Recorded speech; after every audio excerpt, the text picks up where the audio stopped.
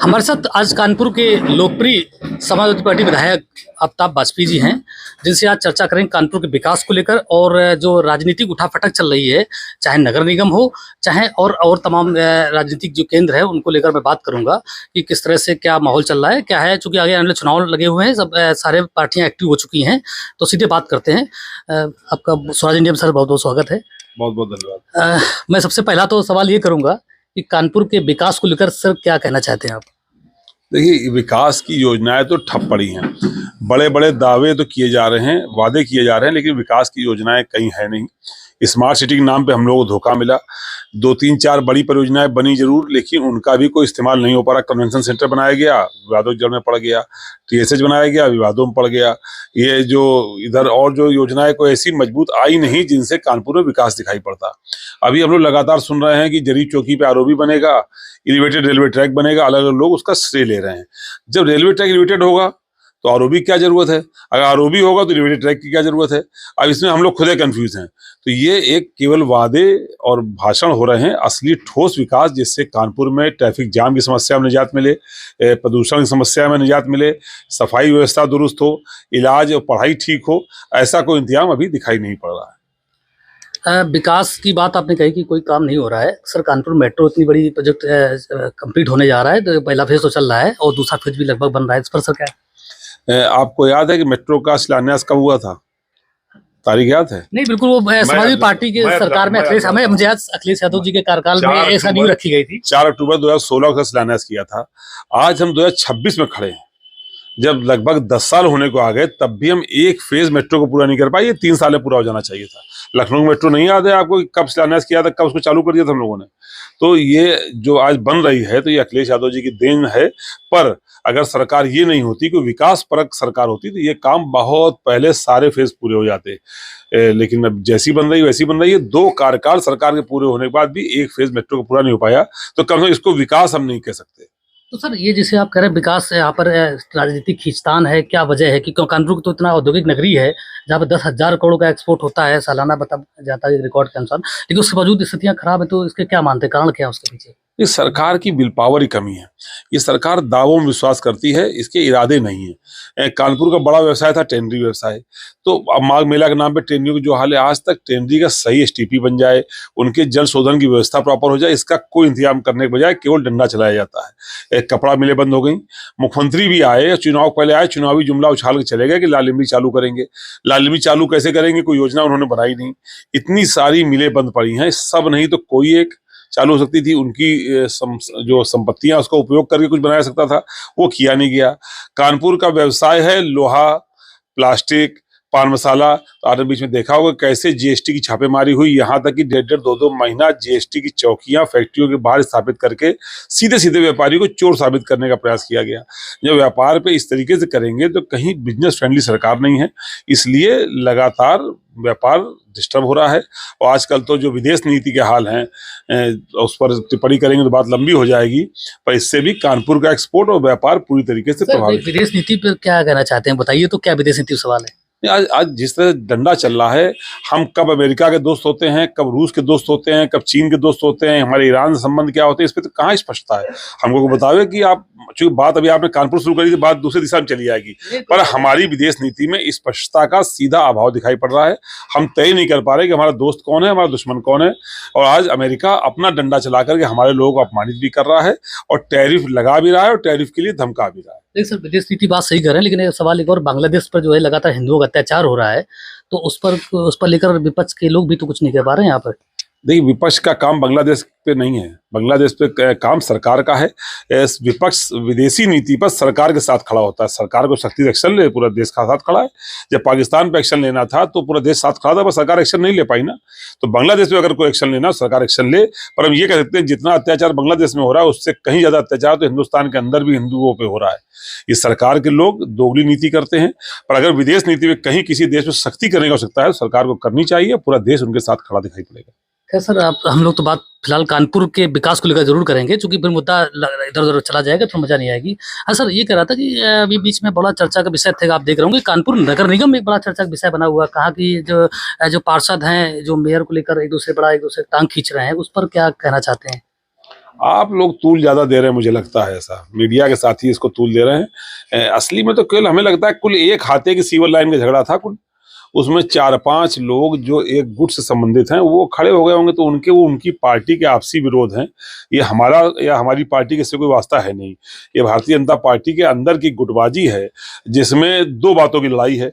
एक तो ये कि माल का बंटवारा कैसे हो, जो अवैध कमाई उसका बंटवारा कैसे हो, इसका झगड़ा चल रहा है, और एक कि भविष्य में टिकट किसको मिले, इसका झगड़ा चल रहा है। तो ये भारतीय जनता पार्टी के अंदर की लड़ाई है। भारतीय जनता पार्टी की जो अंदर की लड़ाइयां हैं, इसको देख के हम लोग केवल आनंदित हो सकते हैं, लेकिन शहर जो उसका विकास की अनदेखी हो जाती है झगड़ों में, इससे शहर दुखी होता है। लेकिन सर बात ये है कि जब एक आपकी पत्नी वंदना वाजपेयी जी जब चुनाव लड़ी थी मेयर का, तो एक आपने नारा कानपुर में उछाला था कि बंटी टैक्स करके जो है लगा था कि नगर निगम में इस तरह का चलता है बंटी टैक्स। तो अब लेकिन बाद में अचानक एक इंटरव्यू में आपने कहा कि बंटी टैक्स वाला जो एक जुमला था, राजनीतिक जुमला था, तो इसके बाद बड़ा चर्चा बदल गई है कि क्या है इस पर। अच्छे दिन का वादा किया गया, तो अच्छे दिन क्या था? जो सरकार ने कहा कि अच्छे दिन आएंगे, तो अच्छे दिन क्या था? हमने एक चुनाव में मुद्दा उठाया, जनता के बीच में ले गए, उनकी पार्टी को भी बताया कि आप क्या ऐसा, उनकी पार्टी ने कोई एक्शन नहीं लिया, जनता के बीच में ले गए, परिणाम नहीं बदला, तो क्या हम उसी बात को लेके पीटते रहेंगे क्या? हमें आगे भी देखना है ना। हम पीछे का इतिहास कितना पढ़ेंगे, हमें आगे चुनाव लड़ना है, आगे देखना है, हम आगे चलेंगे। हम अपने काम कैसे बेहतर करें, आगे जनता के बीच जब हम जाएंगे चुनाव लड़ने, तो हम अपनी बातें क्या लेके जाएंगे, उस पर फोकस करेंगे। पीछे की बातों फोकस नहीं कर सकते। और चुनाव में कई सारे वादे, कई सारे ऐसी बातें होती हैं, कई नारे होते हैं, कभी सक्सेसफुल होते हैं, कभी सक्सेसफुल नहीं होते हैं। जिस नारे की बात आपने करी, वो नारा सक्सेसफुल नहीं हुआ, ये सक्सेसफुल नहीं हुआ, तो उसको लेकर के हम लगातार नहीं घूम सकते। आज जिसका स्वाद टकरा रहा है, जो कल तक पीछे पीछे घूमते थे चमचागिरी में, आज उनका स्वाद टकरा गया, तो मेरे नारे का इस्तेमाल कर रहे हैं। अगर तुम्हारे अंदर कोई पॉलिटिकल ताकत है, अपना नारा इजाद करो, अपना नारा लगाओ। हमारे नारे की ओड़ में तुम मतलब वोट लेके छुपना चाहते हो, तो इसकी अनुमति कम से कम हम नहीं देंगे। अच्छा सर, नगर निगम की जैसे कि जो राजनीति बीजेपी लगातार यहाँ बेहर बीजेपी का ही लगभग रहा है यहाँ पे, तो क्या मानते हैं कि नगर निगम का कानपुर का विकास नहीं कर पा रहा है? नहीं, कहीं ना कहीं योजनाओं, मैंने पहले भी कहा, योजनाओं में कमी है, इच्छा शक्ति में कमी है। और फिर नगर निगम के बाद जो भारतीय जनता पार्टी की जो गुटबाजी है, इसमें विकास कराने की योजना है ही किसके पास? उसमें तो केवल योजना इसकी है कि कौन कितना अधिक बटोर ले जाएगा।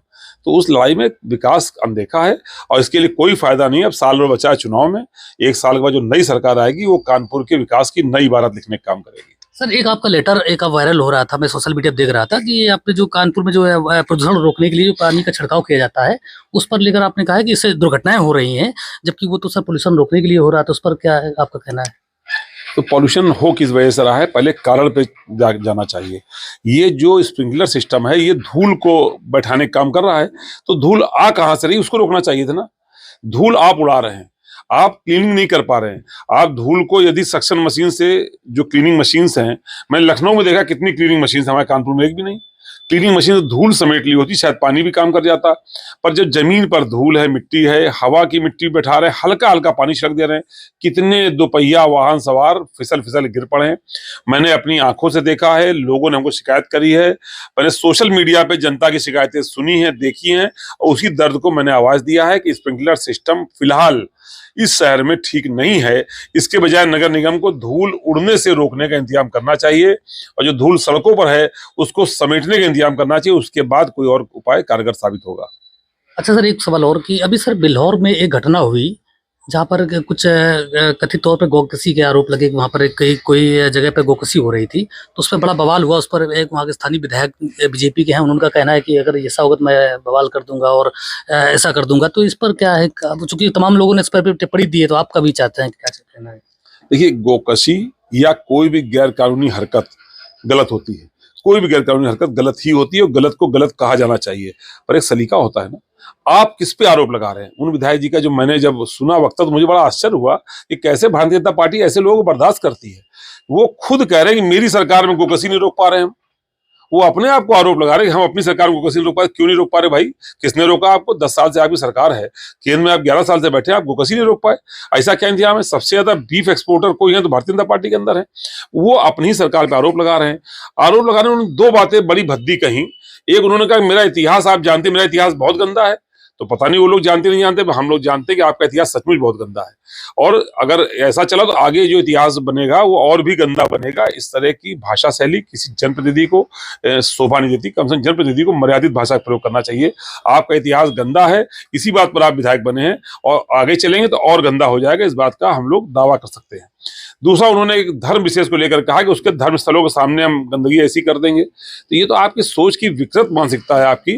आप कर देंगे, दूसरा क्या बैठा रहेगा, शांति से बैठा रहेगा? कोई व्यक्ति की जात और धर्म देख करके आप पूरी जात या धर्म को आप आरोपित नहीं कर सकते। यदि व्यक्ति आरोपित होगा तो व्यक्ति जेल जाएगा, पूरी धर्म के सब लोग जेल चले जाएंगे, उस जात के सब लोग जेल चले जाएंगे। मान लीजिए हम ब्राह्मण हैं, हम कोई गलती करते हैं तो सारे ब्राह्मण समाज गाली देंगे क्या? यदि कोई यादव होगा तो गलती करेगा, सारे यादव समाज गलती देंगे क्या? तो ये जो भाषा शैली थी वो सब समाज की भाषा शैली नहीं थी, ना ही वो संविधान की भाषा शैली थी, ना ही कानून की थी। और हम विश्वास मानिए कि इस तरह की भाषा शैली किसी और ने प्रयोग करी होती, सरकार रहता मुकदमे लिख के उसको जेल भेज दिया होता। विधायक जी कृत्य ये सब समाज में स्वीकार करने योग्य बयान उनका नहीं था, और हम सब लोग उनके इस बयान की घोर निंदा करते हैं। अच्छा सर, एक और लास्ट में सवाल ये है कि 227 चुनाव होने जा रहा है, तो तैयारी चूंकि विपक्ष सबसे बड़ा विपक्ष समाजवादी पार्टी है उत्तर प्रदेश में, कानपुर में सर की स्थिति क्या है? चूंकि अभी तक देख रहे संगठन को लेकर के बड़ा अब कई बार क्वेश्चन मार्क आते रहते हैं कि कोई फंटल संगठन नहीं बन पा रहे हैं, उनके जो संगठन होते हैं वो नहीं बन पा रहे हैं, चुनाव फिर कैसे इस पर कैसे काम करेंगे? ये कहाँ सुन लिया आप संगठन? नहीं, मतलब संगठन में जैसे कि संगठनात्मक व्यवस्था बहुत अच्छी है। हम लोगों ने कंप्लीट बीएलए बनाए हैं। एसआईआर में कमियां बहुत होने के बावजूद हम लोग उन खामियों पर लगातार निगाह है। हम लोगों ने बेहतर काम किया है, और हम लोग जो जनता के अंदर सरकार को लेकर आक्रोश है, ये सरकार बड़ी गलतफहमी में है कि ये हिंदू मुस्लिम करके और नफरत फैला करके विवाद पैदा करके हम चुनाव जीत लेंगे। जनता अपने मुद्दों पर इतना आक्रोशित है कि जनता इनको उखाड़ फेंकने का काम करेगी। और जो समाजवादी पार्टी का आपने देखा होगा प्रदर्शन रहा, हमारे 17 के प्रदर्शन से 2.5 गुना प्रदर्शन उन्होंने किया 22 में, 22 से बढ़ के प्रदर्शन उन्होंने किया 24 में, और हम लोग इसका 2.5 गुना प्रदर्शन करेंगे इस बार 27 में। और समाजवादी पार्टी भारतीय जनता पार्टी को वापस उनका जो ओरिजिनल स्कोर था वहां पे ला करके समेटने का काम करेगी। सर एसआईआर पे कुछ कहेंगे? सर एसआईआर पे क्या कुछ कानपुर जो एसआईआर पे काम हुआ उस पर कुछ? एसआईआर में खामियां बहुत हैं। अभी भी क्षेत्रों से खबर आ रही, बहुत लोग ऐसे जिन्होंने फॉर्म भरा और उनका वोट नहीं आया, बहुत लोग ऐसे जिन्होंने फॉर्म नहीं भरा फिर भी उनका वोट आ गया। बहुत सारे नाम आज भी डबल हैं, मेरे पास अभी भी एविडेंसेस हैं जिनके नाम डबल हैं। मैं आपको दिखा सकता हूं किन बूथों पर 11 तारीख से 26 तारीख माने जो समय बढ़ाया गया था उसके बीच में अप्रत्याशित बढ़ोतरी हुई है या अप्रत्याशित घटत हुई है। ये भी चिंता का और जांच का विषय है। मान ली किसी बूथ पर 10 वोट बढ़े, 20 बढ़े, 30 बढ़े, और एकदम किसी वोट पर 300 वोट बढ़ गए, तो वो चिंता का विषय है। जो हम लोग की जानकारी है वो जब अधिकारियों ने अपने बीएलओ को मीटिंग में डांटा कि आप एसडी कम करिए, तो उन्होंने जो लोगों ने फॉर्म नहीं भरे तो उनके भी फॉर्म अपने आप सबमिट करके एसडी कम कर दी। लेकिन इससे कहीं ना कहीं जो वोटर लिस्ट है उनमें प्रदूषण आ गया, और हम ये कह सकते हैं कि वोटर लिस्ट ठीक है, पहले से तो ठीक हुई हैं, पर अभी भी पूरी तरीके से प्रदूषण मुक्त वोटर लिस्टें नहीं बन सकी हैं। आप थे कानपुर के लोकप्रिय और जी बहुत ही विभाग बोलने वाले विधायक आफ्ताब बाजपेयी जी हैं, जिन्होंने अपने राजनीति और कानपुर के विकास को लेकर अपनी खुली बात रखी है। अब देखने वाली बात यह है कि कानपुर में जो चल रहा है राजनीतिक घटनाक्रम उसका पटापेच कैसे होगा। अब इसका आगे मैं इस पर बात करूंगा, और भी तमाम जो कानपुर के राजनीतिकार हैं, रणनीतिकार हैं और जो स्वतंत्र लोग हैं उनसे भी बात करूंगा इस पूरे मुद्दे को लेकर के, क्योंकि लगातार स्वराज इंडिया की मुहिम लगातार जारी है पॉलिटिक्स को लेकर और कानपुर विकास को लेकर। कानपुर से अनूप अवस्थी की रिपोर्ट।